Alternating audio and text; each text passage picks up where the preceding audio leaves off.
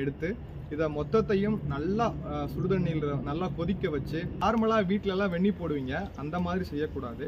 நம்ம கொதிக்க வைக்கும் பொழுது இந்த நிறம் வந்து முற்றிலுமாக மாறும், இதோட வாசனை வந்து வெளியே வரும். இந்த அத்தனை மூலிகளும் நன்றாக வேக வேண்டும்.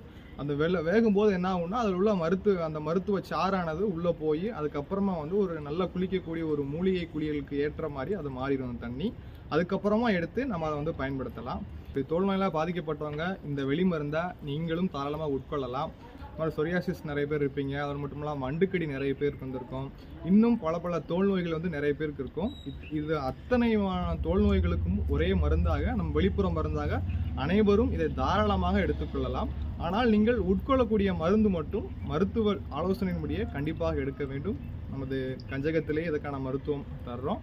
ஐயாவுடைய ஆலோசனை பேரில் நீங்கள் மருந்து எடுக்கலாம். இது வந்து முற்றிலுமாக உங்களை குணப்படுத்தக்கூடிய முயற்சியிலே கஞ்சகம் வந்து ஈடுபட்டிருக்கார்.